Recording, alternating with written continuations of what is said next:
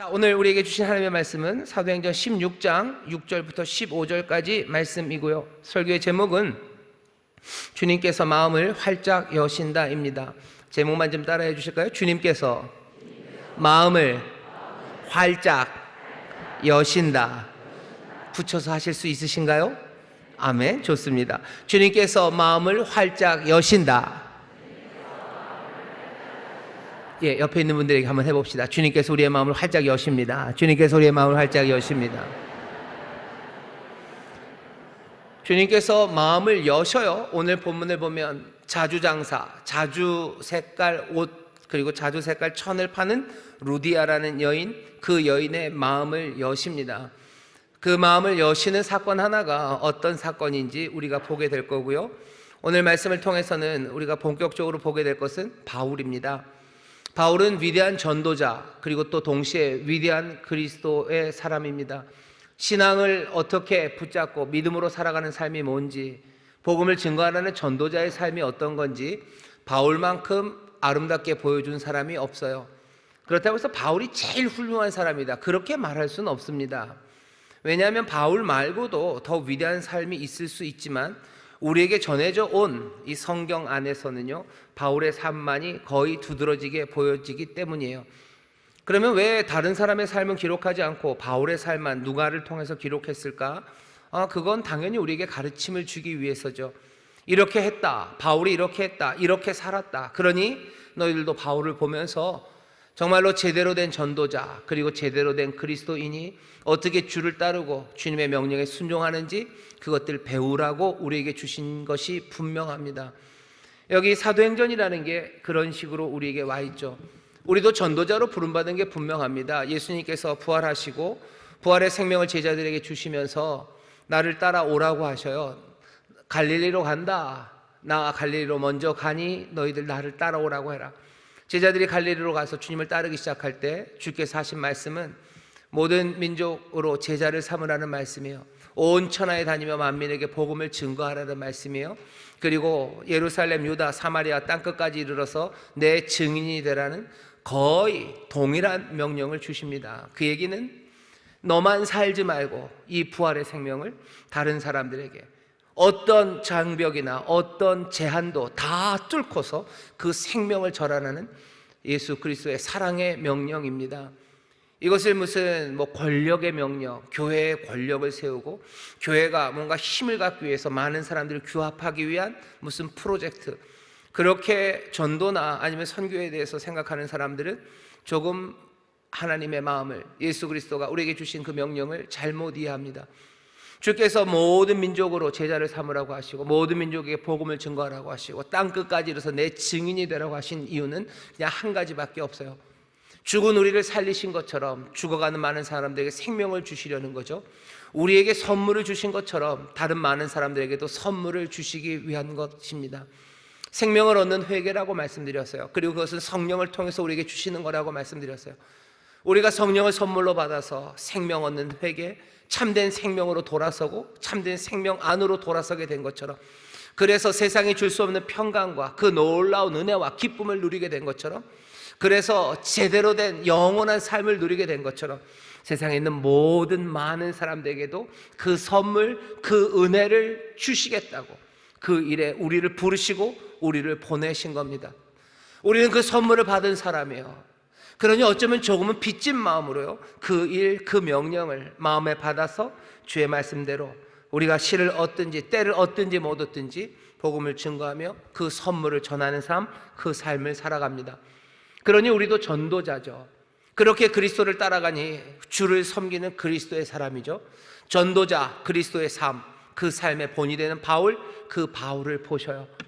그러면 우리도 전도자로서 그리고 또 그리스도의 사람으로서 제대로 살아가기 시작할 겁니다. 오늘 이 본문 말씀은 짧습니다. 바울에 대해서 할 말은 참 많아요. 그래도 오늘 본문 말씀에서 지금 전도를 그리고 선교에 대해서 마음을 품고 있는 여러분들, 우리들에게 어떻게 전도자의 사명을 그리고 그리스도인으로 살 수 있을지 어쩌면 필요한 그 말씀을 우리에게 주십니다. 오늘 바울을 통해서 배울 수 있는 건 세 가지입니다. 첫 번째, 바울에게서 배워야 되는 건요, 바울은 움직이는 사람입니다. 바울은 움직여요. 믿음의 사람들은 움직이는 사람들입니다. 예전에 무슨 선전 광고가 그런 게 있었다면서요. 뭐 사랑은 움직이는 거야 그러는데요. 사랑만 움직이는 건 아니다. 믿음은 움직이는 거예요. 왜? 믿음이라는 건 머리로 그렇다고 인정하는 데서 끝나지 않습니다. 믿음은 머리로 인정하겠죠. 그 다음에 입술로 고백하겠죠. 그리고 그 다음에는 삶에서 행동으로 나타나는 겁니다. 그래야 믿음이에요. 그러니 믿음의 사람은 가만히 앉아서 가부좌를 틀고 있는 사람이 믿음의 사람이 아닙니다. 믿음의 사람은 끊임없이 움직여 갑니다. 부르신 사람들, 그래서 보내신 받은 사람들은요, 움직이는 사람들이죠. 오늘 본문도 보면 바울이 움직입니다. 성령이 아시아에서 말씀을 전하지 못하게 하시거늘, 이렇게 되어 있어요. 그러니 바울은 아시아에서 지금 복음을 전하려고 하는 겁니다. 아시아를 돌아다니려고 하는 거예요. 바울과 실라, 그리고 이제 나중에 합류한 누가, 디모데까지겠죠. 여기 6절에선 디모데까지 세실 겁니다. 이 사람들 아시아를 돌아다니고 싶어요. 움직이고 싶어 하는 거죠. 그런데 바울은 계속해서 움직이는 사람인데요, 이 사람은 왜 움직입니까? 왜 움직입니까? 아시아를 돌아다니려고 하는 이유는 다른 이유가 아니에요. 소위 말하는 지금 본문이 바울의 2차 전도 여행인데요, 바울이 1차로 처음 전도 여행을 했던 바로 그 교회들을 찾아가려고 하는 겁니다. 앞에 15장 36절에 보면 이렇게 되어 있어요. 수일 후에 바울이 바나바에게 말하되 우리가 주의 말씀을 전한 각 성으로 다시 가서 형제들이 어떠한가 방문하자 하니, 1차 선교여행 때 돌아다니면서 교회를 세웠어요. 여러 성, 여러 도시로 가서 교회를 세웠습니다. 그 교회들 다시 돌아보자는 거예요. 바울은 움직입니다. 왜 움직입니까? 관광하러 다니는 것 아니에요. 선한 일을 정말로 책임감 있게 해내려고 움직입니다. 믿음의 사람들은 책임감으로 움직이는 사람들이에요. 사람들은 책임감 없이 움직이는 게 좋을 것 같지 않습니까? 하나님의 영이 계신 곳엔 자유함이 있다면서요. 자유가 있다면 책임이 없어야 자유가 있는 거 아닙니까? 라고 말할지 몰라요. 예, 맞습니다. 성령, 하나님의 영이 계신 곳에 우리가 자유함이 있어요. 하지만 그 자유함은 그리스도의 종된 사람들, 그리스도에게 온전히 그 안으로 들어간 사람들, 그리스도 안에서의 자유입니다. 우리는 그리스도 안에서 세상에서 전에 없었던 책임감을 가져요. 하지만 그 책임감 때문에 세상에서 자유한 사람이 됩니다. 세상이 어떤 것에도 묶이지 않아요. 하지만 그리스도 안에서는 온전히 묶인 사람이 우리들이에요. 그리스도 안에서의 책임감으로 그 선한 일로 살아갑니다. 우리 신앙의 사람들이라는 건 그래서 세상 사람들과 좀 다릅니다. 요즘 세상은 온갖 자유를 만끽하려고 하죠. 그냥 제멋대로 하고 싶어요. 소위 말하는 자기의 성, 남성, 여성, 그것마저도 그냥 내가 원하는 대로죠. 내가 원하는 대로 하면 돼요. 경제, 거기에서도 내 욕심대로 하면 돼요. 욕심을 차리고 걸리지 않을 만큼 하면 되는 거고, 내가 아름다움을 추구하는 것도 내 멋대로 하면 돼요. 내가 생각하는 미의 기준 그것 따라가면 되는 거고, 그냥 자기 마음대로 살아갑니다. 자기가 신이죠. 하지만 우리는 달라요. 우리는 온전히 종으로 삽니다. 그리스도 안에 묶인 사람으로 살아요. 세상은 우는 사람들이 슬프다고 하지만 우리의 눈에서는 눈물이 잘 마르지를 않습니다. 그리스도 안에서의 눈물이 마르지 않아요. 그러니 어쩌면 세상 사람들의 허망한 웃음 대신에요, 정말로 세상에 줄 수 없는 기쁨과 평안을 누리는 건 우리가 그리스도 안에서 우는 사람들이기 때문에 그래요. 그리스도 안에서 울고 그리스도 안에서 책임감이 있어요. 그리고 그 책임감을 가지고 주저앉아 있습니까? 아니요, 움직입니다. 세웠던 교회 찾아가야 돼요. 왜? 그 교회는 연약합니다. 그리고 그 교회가 있는 성들에서 이 교회가 칭찬받고 뭐 사람들에게서 추앙받지 않아요. 핍박받는 교회들이죠. 바울이 처음으로 세웠던 그 교회들이 있는 곳에는 도시마다 유대인의 회당들이 있어요. 유대인들이 이 교회를 가만둘 것 같으셔요? 천만에.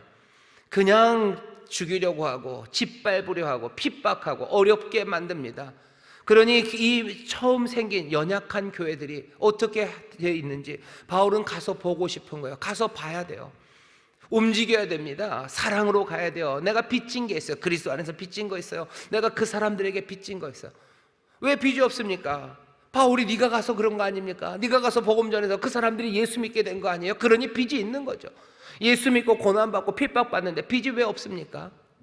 예수 그리스도가 우리에게 빚을 느끼셔요. 왜 느끼십니까? 우리가 정말로 신실하게 주를 따라갈 때, 우리가 믿음으로 주를 따라갈 때, 우리가 아프고 당하고 연약한 우리가 주를 따라가는 것, 그거 주님이 왜 모르십니까? 주님은 우리의 연약함을 몽땅 다 채울하신 분이요, 우리의 연약함을 아셔요. 우리가 왜 그 삶을 가게 됐습니까? 주가 우리를 사랑하셔서 그런 거 아닙니까? 은혜를 인하여 믿음으로 말미암아 우리가 구원을 얻었다면서요. 은혜를 주신 거지만 결국 그 은혜가 우리를 그렇게 만드셨죠. 그러니 그 은혜가 우리를 긍휼히 여기시고 자비하게 여기셔서요, 주는 우리가 그 안에 종이 된 것처럼요, 주께서도 우리 안에 묶이신 거예요. 그건 끊을 수 없습니다. 기근이 끊어요, 적신이 끊어요, 하늘에 있는 사망, 죽음, 어떤 것도 그 사랑에서 우리를 끊어낼 수 없는 그 끈끈함이 주와 우리 사이에 연결되어 있는 거죠. 사랑으로 움직여요. 믿음의 사람들은 움직입니다. 그 사랑이 우리를 끝없이 움직이게 해요. 멈추지 않게 합니다. 심지어는 가야 되는 그곳은요, 낭만적인 곳이 아니에요.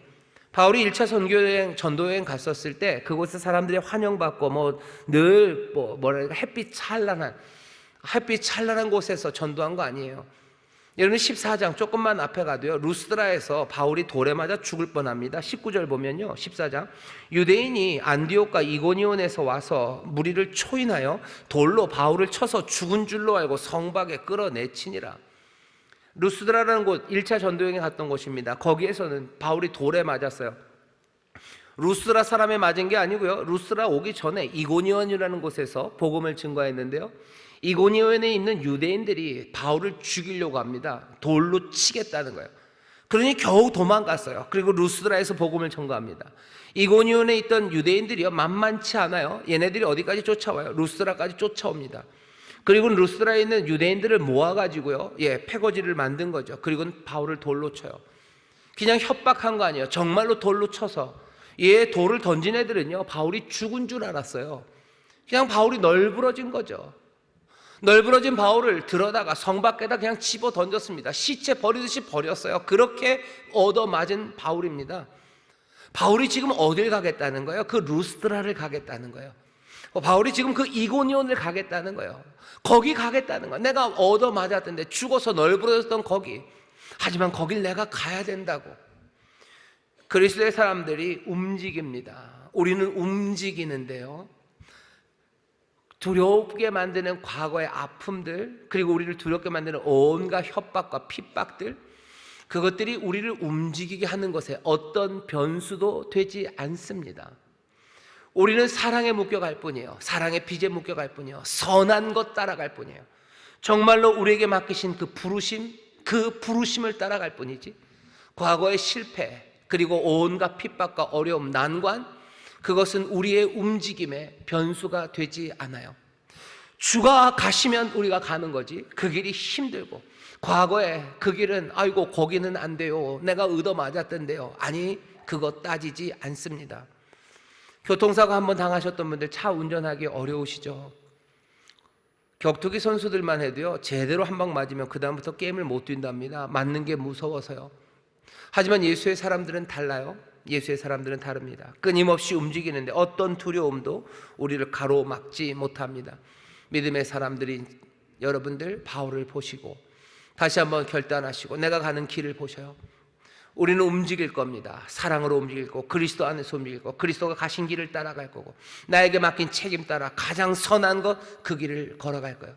그것만이에요. 나머지 변수는 우리에게 고려의 대상이 아닙니다. 어려움과 역경, 두려움 가운데도 여러분들 움직여 가시고 점점 더 앞으로 주를 따라가시기를 주의 이름으로 축원합니다. 외부의 핍박만이 아니죠. 바울이 이 움직이는 움직임엔 내부의 어려움도 있습니다. 바나바와 싸워요. 1차 전도여행 갔던 바나바와 싸워서 헤어집니다. 1차 때 도망갔던 사람을 다시 부르냐 마냐, 그 문제로 싸웠어요. 하지만 결국은 갈라섭니다. 이런 일이 있으면 맥 빠지죠. 그리고 실망스럽습니다. 맥 빠지고 실망스러우면 주저앉아요. 바울은 주저앉습니까? 주저앉지 않습니다. 바나바도 주저앉지 않아요. 바나바는 구브로로 갑니다. 바울은 자기의 가야 할 길, 수리아, 길리기아, 그 길로 갑니다. 실망스러워도 갑니다. 맥 빠져도 갑니다. 두려워도 갑니다. 왜? 나를 움직이게 하는 것은 그 선한 것과 나를 부르신 부르심에 대한 책임이요, 그 사랑의 빚이에요. 내가 가야 될 그 의로운 거, 주가 앞으로 가시는 거, 그거 가는 거예요. 아버지가 일하시니 예수님, 아들이신 예수님, 내가 일한다 하셨어요. 나 멈추지 않는다. 우리 앞서 가신 주가 멈추지 않으셔요. 그러니 나도 갑니다. 내가 가는 길이 두려움의 길이요, 그래도 멈추지 않아요. 내가 가다 보니 맥 빠지고 실망스러운 일 많아요. 사람들 때문에 힘들어요. 그러면 주저앉습니까? 아니요, 우리는 갑니다. 바울이 그렇게 갑니다. 그리고 이 이야기를 우리 앞에 지금 데려다 놓는 거예요. 오늘 이 시간에 주를 따르다 멈추고 싶으신 분들, 두려워서 맥 빠져서 맥 빠지는 일 많아요. 저도 맥 빠지는 일 굉장히 많습니다. 말하기 시작하면 밤을 셉니다. 맥 빠지는 일 많고 두려운 일 많아요. 하지만 멈추면 안 됩니다. 내가 맡기신 선한 것, 내가 책임으로 나에게 주신 것, 그것 따라 걸어가시기를 주의 이름으로 축원합니다. 또 바울은 어떻게 가는지 아세요? 바울은 또 멈추기도 해요. 하지만 주저앉지 않습니다. 누가 멈추시냐면 성령이 멈추셔요. 그리고 예수의 영이 멈춥니다. 6절 7절 제가 읽겠습니다. 성령이 아시아에서 말씀을 전하지 못하게 하시거늘 부르기아와 갈라디아 땅으로 다녀가 무시아 앞에 이르러 비두니아로 가고자 애쓰되 예수의 영이 허락지 아니하시는지라 무시아를 지나 드로아로 내려갔는데, 여기 보세요. 성령님이, 예수의 영이 바울을 잡고 막습니다. 가지 말라고 멈춰 세워요. 스톱이죠. 글로 가지 말아라, 하지 말아라, 이거 뭐뭐 하지 말아라, 하지 말아라. 하지 말라는 말이 들립니다. 어떤 방식으로인지 잘 몰라요. 하지만 그 말이 분명하게 들린 것 같아요. 주께서 분명하게 하지 말라고 할 때 바울은 어떻게 합니까? 그냥 멈춰 섭니다. 지금 가는 일이 나쁜 일입니까? 나쁜 일 아닙니다. 선한 일이에요. 위험한 것을 감수하겠다는 거예요. 그리고 거기 유대인 회당에 또 갈 겁니다. 유대인 회당에서 가서 죽을 뻔했어도 바울은 또 갈 거예요. 순교의 마음으로. 그러니 얼마나 장엄합니까? 얼마나 선합니까? 그러니 예수님이 막을 리가 없다고 생각할 수 있어요. 이 길은 늘 그린라이트, 늘 그냥 가면 된다고. 아니요, 주께서 막아 세우셔요. 주가 주님이신 이유는요, 우리에게 노라고 말씀하시기 때문에 주인이에요. 노라고 말할 수 있는 사람이 주인입니다. 주가 우리에게 노라고 얘기하실 때가 있어요. 명확하게 말씀하십니다. 그러면 어떻게 하셔요? 거기서 서는 겁니다. 억울해 하실 필요도 없어요. 섭섭해 하실 필요도 없습니다. 아, 이건 좋은 일인데요. 아니, 노라고 말하면 서는 거예요. 왜 섭섭하? 바울 섭섭해 하지 않아요. 바울, 억울해 하지도 않아요. 그 대신 주저앉지도 않아요. 이거 좋은 일이라 갔는데 나 멈춰서 알았어, 난 그만하고 만다. 아니요, 바울은 그러지 않아요. 가야 되는 길을 막아 세우세요. 아시아는 지금 우리 아시아가 아니라요, 터키 서남 쪽입니다. 지금 터키의 서남 쪽, 그쪽이 아시아 지역이에요. 이쪽에 살려고 그랬어요. 왜? 거기가 바울이 그래도 제일 잘할 수 있는 데고 한번 갔었던 데요. 근데 거기를 막으니까요, 북쪽으로 올라갑니다. 터키 중앙을 지나서 북쪽으로 올라가요. 북쪽으로 올라가서 이제 무시아라는 곳에서 비두니아, 그쪽 동쪽으로 좀 가려고 준비를 하는데, 이번엔 예수의 영이 막으셔요. 아, 또 왜 막으셔요? 에이, 주저앉지 않아요. 또 어떻게 해요? 서쪽 드로아로 또 갑니다. 막으시면 섭니다. 분명히 섭니다. 하지만 주저앉지 않습니다. 주께서 우리에게 분명하게 하지 말라는 이야기들을 주실 때가 있어요. 그러면 거기서 딱 멈춰야 돼요. 그러고는 그냥 주저앉습니까? 아니요. 내가 해야 되는 그 선하고 내가 빚진 일, 그리고 책임 있는 그 일을 향해서 여전히 걸어가는 겁니다. 멈추지 않아요. 멈추지 않아요. 여러분들 멈추지 않아야 합니다. 그게 오늘 바울 통해서 우리에게 보이시는 일이에요. 세우시면 섭니다. 하지만 주저앉지는 않습니다. 다시 또 갑니다. 자, 명백하게 세우시는 것에선 서요. 그리고 그것들 따라서 움직이기 시작하죠. 그 다음에 환상입니다.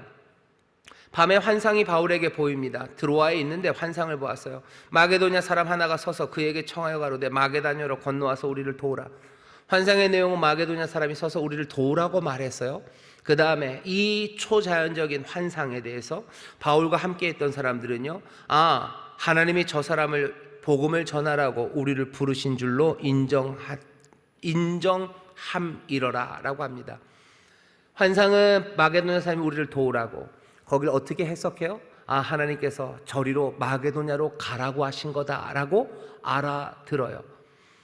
바울은 움직이는데요, 이건 애매한 상황입니다. 마게도냐 사람이 도와달라는 거면 무슨 돈을 붙여야 되는 건가? 이게 뭔가? 아니면 이 환상을 해석하기 위해서 또 환상을 달라고 하지 않아요? 이 환상, 이 애매한 상황에 대해서요, 가장 합리적으로 그리고 가장 분명하게 선한 결과가 무엇인지를 추론해내기 시작합니다. 주께서 우리에게 앞에 예수의 영과 성령이 마가시하는 것처럼 분명하게 스톱을 말하실 때가 있어요. 그러면 서면 돼요. 그리고 다시 또 포기하지 않고 다시 가면 됩니다. 하지만 어떤 때는 애매하게 보이셔요. 애매하게 보이십니다. 그때는 어떻게 해요? 그 애매함을 풀려줄 또 애매함이 올 때까지, 이 환상이 애매하니 또 환상을 달라고 그러고 있어요? 그러고 주저앉아 있어요? 아니요, 바울은 그렇게 하지 않았어요. 이 환상을 보고 복음 증거를 위해서 우리를 부르셨어요. 마게도냐가 우리를 도우라고 하시면 이것은 마게도냐로 우리를 부르러 가시는 일인가 보다. 선함 그리고 의로움 그리고 또 우리를 부르신 부르심에 합당하게 판단합니다. 그리고는 어떻게 또 가는 거예요. 여러분들 그 애매한 환상 앞에서 주저앉지 마셔. 이 뜻이 뭘까? 또 뭐죠? 또 환상을 달라고. 아니 그럴 필요. 그런 끝 없습니다. 환상에 좋은 말 아니죠? 이러다 환장하는 거죠. 안 돼요. 그럴 필요 없어요. 애매하게 주셨어요. 그럼 거기서 함께죠. 함께 이 뜻이 무엇인지 찾으셔요. 그리고는 어떻게 합니까? 갑니다. 또 움직이기 시작합니다. 이 사람들은 막을 수 없는 사람이에요. 웬만해선 이들을 멈출 수가 없습니다. 과거의 아픔도 멈출 수 없어요. 그리고 내적인 갈등, 그것도 이 사람들을 멈출 수 없어요. 멈추라는 사인, 그것도 이 사람들을 사실은 멈출 수 없습니다. 애매한 상황들, 그것도 이 사람들을 멈출 수 없어요. 책임감 있게 맡기신 일들, 그 선한 것, 사랑에 빚진 것, 그 은혜에 빚진 것, 그것들을 내가 감당해내기 위해서 이 사람들은 계속해서 움직여 갑니다. 산이 낮으면 이 사람들은 넘어갈 거예요. 산이 높으면 돌아갈 거예요. 아니 뚫어야 된다면 뚫을 거고 바다에 던져야 된다면 바다에 던지며 이 사람들은 움직여 갑니다. 믿음의 사람들, 복음을 증거하는 사람들은 이런 사람들입니다. 바울이 나중에 빌립보 교회에 편지를 보내면서 그러죠. 나는 이미 한 일, 뒤에 있는 거 다 잊어버리고 표대를 향하여, 내 부르심의 향을 향하여 난 지금도 쫓아가고 나는 달려간다고.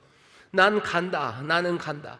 바울이 이 빌립보 교회에 빌립보서를 썼을 때는요, 로마의 감옥에 갇혀 있는 나이 많은 바울입니다. 나이 많은 바울, 묶여 있지만 바울은 뭐예요? 나는 간대요. 나는 쫓아간다. 나는 달린다라고 얘기해요. 믿음의 사람은 멈추지 않습니다. 계속해서 움직입니다. 여러분들 신앙의 진보를 향하여 움직이셔요. 선한 일 향하여 움직이셔요. 나에게 맡기신 일, 그 일 위해서 일어나 움직여가기 시작하십시오. 무엇도 우리를 주저앉힐 수 없습니다. 성령의 능력이 우리를 일으켜 세우실 거고 힘과 능력을 주셔서 우리로 걸어가게 하실 줄 믿습니다. 바울이 그렇게 해서 결국은 어디를 갔습니까? 바다를 건너 빌립보까지 갑니다. 이 건넌 바다는 에게 바다예요. 여러분들 잘 아시는 오디세이, 일리아드 할 때 일리아드 나오는 트로이, 그리고 그리스 연합군 전쟁했던 바로 그 바다입니다.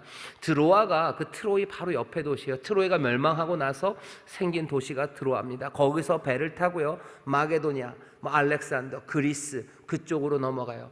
터키에서 유럽으로 넘어가서요, 첫 번째 빌립보라는 곳에 이릅니다. 빌립보에 이르렀는데 가봤더니 기도할 게 없어요. 기도할 곳이. 거기서 빌립보에 이르니 이는 마게도냐 지경 첫 성이요 그리고 로마의 식민지라. 이 성에서 수일을 유하다가 안식일에 우리가 기도처가 있는가 문밖 강가에 나가 거기 앉아 모인 여자들에게 말하더니. 바울은 어떤 사람입니까? 이 사람은 기도하는 사람이에요. 기도처를 찾습니다. 안식일에 기도처를 찾았다는 건 찾았는데 못 찾았죠. 빌립보라는 도시에 유대인의 회당이 없다는 겁니다. 유대인의 회당이 없다는 건 그 빌립보 안에 적어도 유대인의 성실한 유대인 성인 남자 10명이 없다는 거예요. 10명이 있어야 회당이 생깁니다. 그러니 그게 없어요. 빌립보는 그러니 유대인이 거의 없는 도시입니다. 바울이 처음에 1차 전도 여행에 아시아를 다녔던 건요, 그 동네는요 가는 곳마다 유대인의 회당이 있어요. 왜? 팔레스타인에서 굉장히 가깝죠. 늘 함께 있었던 아수르, 아람, 그 동네입니다. 그러니 잡혀가기도 되고 거긴 유대인들이 많아요. 바울은 유대인 중에 유대인입니다. 바리새인 중에 바리새인이에요. 하나님의 말씀 전하기 참 좋죠. 물론 유대인들이 핍박하지만 모세를 알아요. 하나님의 말씀을 알아요. 메시아에 대해서 말할 수 있어요. 하지만 빌립보는 아닙니다. 빌립보는 회당도 없어요. 유대인도 없어요. 어디서부터 말해야 됩니까? 자기가 제일 잘할 수 있던 것들이 다 사라진 동네, 거기에 덩그라니 던져진 게 빌립보에 던져진 바울입니다. 바울은 뭐 하는 사람이에요? 기도하는 사람이에요. 기도합니다. 빌립보서 4장 6절에 보면 그렇죠. 아무것도 염려하지 말고 오직 모든 일에 기도와 간구로 너희 구할 것을 감사함으로 하나님께 아뢰라. 약한 자리에 놓여진 바울은 기도합니다. 약한 자리에 놓여져서 이리저리 두리번거리지 않아요. 뭐 미어캣이 헤매고 다니는 것처럼 어디 뭐가 있나 두리번거리지 않아요. 이 사람은 기도처 찾아요. 기도할 곳 찾는 사람이에요. 내가 약할 때 내가 무엇 하느냐는 거죠. 내가 약할 때 연주를 찾는지, 내가 약할 때 의지와 힘을 찾는지, 내가 약할 때 뭘 찾는지. 바울은 뭐 하는 사람이에요? 기도합니다. 기도하는 사람이에요. 어쩌면 낙심되는 시간이죠. 수천 킬로를 헤매면서 여기 온 거예요. 그냥 아시아 거기 돌아다닐 때 두시지, 그 선한 일 할 때 두시지. 아시아에 할 때는 막으셔서 위로 올라갔다가 이제 동으로 가려니 또 막아서 또 서로 갔다가 거기서 또 배 타고 겨우겨우 여기 네아폴리에서 그리고 빌립보까지 왔는데 거기 아무것도 없는 거예요. 이거 위해서 나를 그렇게 뺑뺑이를 돌리신 거예요? 라고 낙심할 수도 있어요. 하지만 바울은 그 자기를 약함에다 가져다 놓은 그 하나님 앞에서요 기도하기 시작합니다. 하나님이 우리를 일부러 약함에 가져다 놓으시려는 것 같아요. 여기 빌립보 교회, 여기에서부터 뭔가 유럽이 새로워지는 그 결정적인 자리에 세워놓으셔요. 가장 약한 모습으로 지금 바울을 거기다 세워놓으십니다. 그리고 바울은 바로 그 자리에서 뭐예요? 기도합니다. 내가 약할 때 뭐 합니까? 내가 이게 뭔가 싶을 때 여러분들은 뭐 합니까? 어디에 구원이 있나? 이 산 저 산을 돌아보십니까? 아니면 바울처럼 기도합니까? 오늘 우리에게 주시는 메시지는 분명해요. 여러분들, 내가 약할 때, 이게 뭔가 싶을 때 여러분들 그 하나님 앞에 나와서 기도하시기를 주의 이름으로 축원합니다. 하나님이 나를 약한 곳에 두셨어요. 그러니 떠나갑니까? 아니요. 하나님이 나를 약한 곳에 두셨으나 나는 하나님 앞에 그 약함 가운데 기도하는 사람 되시기를 주의 이름으로 축원합니다. 그런 사람이 바울이에요. 기도합니다. 그리고 바울은 뭐예요? 말합니다. 말해요. 여기 보면 말한다고 돼 있죠. 13절입니다. 안식일에 우리가 기도처가 있는가 하여 문밖 강가에 나가 거기 앉아 모인 여자들에게 말하더니. 바울은 말해요. 이 말한다는 건 그냥 한마디 예수 믿으세요 하고 가는 거 아니에요. 여기 말한다는 건 미완료 과거입니다. 미완료라는 건요 끝이 안 나요. 그냥 계속 말하는 거예요. 해야 될 말이 얼마나 많겠습니까? 이방 여자에게 예수를 말해야 돼요. 유대인들은 벌써 예수가 부활했다는 이야기, 뭐 갈릴리에서 뭐 대단했었다는 이야기, 그런 이야기 알아요. 병자들 고쳤다는 이야기들도 좀 압니다. 예루살렘에서 십자가에서 뭐 억울하게 죽었고 뭐 그래서 부활했다는 이야기가 있고 뭐 그거 어렴풋이들 알아요. 근데 여기 빌립보 이 시내가에 있는 이 여자들이 이 예루살렘에서 있었던 그 일에 대해서 뭘 압니까? 그러니 말은 길어질 수밖에 없어요. 예수에 대해서 얘기해야 돼요. 예수 없는 삶에 대해서 얘기해야 돼요. 하나님에 대해서 얘기해야 돼요. 하나님의 약속에 대해서 얘기해야 돼요. 말할 게 얼마나 많습니까? 바울은 그 얘기를 다 주저리 말하고 있습니다. 자기도 갑갑하겠죠. 이 사람들이 알아들을까? 그래도 말합니다. 여러분의 믿음에 전도하는 사람들, 그리고 또 신앙의 사람들, 이게 되지 않을 것 같은 일이에요. 그리고 쉽지 않아요. 근데도 이 일을 꾸벅꾸벅 그냥 꾸역꾸역 해내는 사람이에요. 예수 그리스도에 관해서 복음에 관해서 전합니다.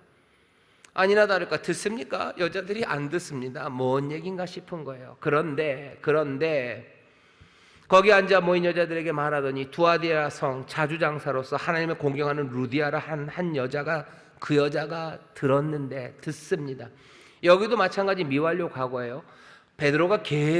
바울이 계속 말하는 것처럼요. 이 사람 루디아도 계속 듣습니다. 그 얘기를. 예수님 이야기를 계속 듣고 앉아 있어요. 그 얘기를 듣고 앉아 있어요. 어떻게 그렇게 된 겁니까? 설명은 주께서 그 마음을 열어 바울의 말을 청종하게 하시니라. 주께서 어떻게 하신 거야? 루디아의 마음을 여셨어요. 열었는데 활짝 여셨어요. 여기 디아노기오입니다. 그러니까 노기오라는 말만 해도 그냥 열어요. 활짝 연다는 뜻인데요. 앞에 디아라는 말을 붙여서요. 아마 문이 이렇게 확 돌려서 여는 것처럼 그냥 활짝 열어 젖히셨다. 뭐 이런 느낌이에요. 루디아의 마음을 열어 젖히셨어요. 그리고 듣게 하셨어요. 아이고, 결국 이 여자 하나에게 복음을 증거하려고 수천 킬로를 이 남자 넷을, 그 위대한 사도를, 그리고 그 의사 누가를, 그리고 신실한 그 디모데를, 그리고 선지자라는 그 신라를 뺑뺑이를 돌려서 여기 온 거예요. 그 여자 하나 여러분들 겨우라고 얘기하지 마셔요. 토인비는 이렇게 얘기했대요. 바울이 그 드로아에서 네아폴리로 갔었던 그 배에 유럽의 모든 문명이 실렸다고 얘기하는데, 꽤나 많은 역사학자들이 그렇게 얘기합니다. 하지만 오늘 본문을 보면요, 제 생각에는 주께서 이 루디아의 마음을 활짝 여실 그때가요, 하나님께서 새로운 역사를 여실 때입니다. 한 여인의 마음이 열린 것 아닙니다. 그 마음이 열리면서 한 여인의 삶이 열리기 시작한 거예요. 세례받죠. 자주색 옷을 입었던 이 여인, 자주장사라니 아마 자주색 옷 입었을 겁니다. 이제 그리스도로 옷 입기 시작하며 그 여인의 삶이 열리죠. 이 여인의 삶이 열리면서 빌립보 교회가 열립니다. 그러면서 유럽의 교회가 열려요. 유럽이라는 새로운 역사가 열리기 시작합니다. 한 사람의 마음을 하나님께서 활짝 여셔요. 그리고 새 역사의 장을 열어 가십니다. 대한민국의 변화를 기대합니다. 이 땅이 새로워지기를 원해요. 하나님께서 새 시대를 여시고 새 문명을 여시고 새 문화를 여시고 그리고 새로운 시대를 여시기를 바랍니다. 그러려면 어떻게 하실 것 같으세요? 여기 있는 이 루디아의 마음을 열듯이 한 영혼, 한 마음을 활짝 여셔서 그래서 주의 말씀을 듣게 하십니다. 내 가정에 하나님이 문을 활짝 여시기를 바라시죠. 그러면 어떻게 하셔야 돼요? 누군가의 마음을, 주가 내 자녀, 내 사랑하는 아들의 마음을 활짝 열어 제치셔서 주의 말씀을 듣게 하시면 내 가정의 새로운 문화, 새 세상이 열리지 않겠습니까? 주가 내 자녀의 마음을 활짝 여셔서 주의 말씀을 듣게 하실 때 대한민국의 새로운 미래, 그것들이 열려지기 시작하는 겁니다. 사람들은 세상이 어떻게 바뀌어질까를 얘기해요. 주는 우리의 마음을 여셔서, 활짝 여셔서 그 말씀을 듣게 하시고 그리고선 역사를 바꿔가셔요. 우리는 이런 이야기를 얼마나 많이 듣습니까? 이 땅에 왔던 선교사들의 이야기들이 그래요. 누구라도 다 마찬가지입니다. 언더우드, 아펜셀러 다 이야기를 들어보시고 그들의 마음을 주께서 활짝 여시는 거죠. 그리고 주가 하시는 말씀, 그 말씀을 듣고 청종해요. 그 말씀을 따라 여기에 와요. 그러니 조선이라는 땅이 변하죠. 후 변하기 시작하는 거죠. 내 삶에 그리고 이 세상에 하나님께서 이루시는 일들, 주님께서 마음을 활짝 여시는 거기서부터 시작합니다. 주는 마음을 여실 거예요. 우리는 뭐합니까? 우리는 기도할 거예요. 우리는 끊임없이 복음을 말할 겁니다. 그리고 우리는 멈춤 없이 바울처럼 어떤 역경에도, 그리고 어떤 맥 빠지는 일들에도, 그리고 또 우리에게 애매한 상황이 놓인다 할지라도 우리를 멈춰 세우는 주의 명령이 우리를 스톱시키는 그 시간에도 멈춤 없이 계속해서 선하고 책임감 있는 그 일을 향해서 우리는 걸어갈 거예요. 우리는 주를 따라 걷습니다. 우리는 기도하며 주를 따릅니다. 우리는 만나는 사람들마다 그 말을 합니다. 복음을 말하고 그 진리를 말하고 말씀이신 예수 그리스도를 말하며 걸어가요. 그러면 주께서는 어떻게 하신다고요? 마음을 활짝 여셔서 새로운 시대를, 그리고 새로운 역사를 열어 가실 줄 믿습니다. 이 일에 우리가 함께 참여하는, 또 이 일에 증인되는 저와 여러분 되시기를 주의 이름으로 축원합니다. 기도하겠습니다. 하나님, 우리가 어찌 살아갈지, 주가 이 땅에서 무슨 일을 행하실지, 아버지는 유럽의 2000년의 문화가, 역사가 어떻게 열리는지를 우리가 보았습니다. 한 여인의 마음을 주가 활짝 여시사 하나님의 말씀을 듣고 따르기 시작하며 아버지는 세상이 변하는 것을 우리가 봅니다.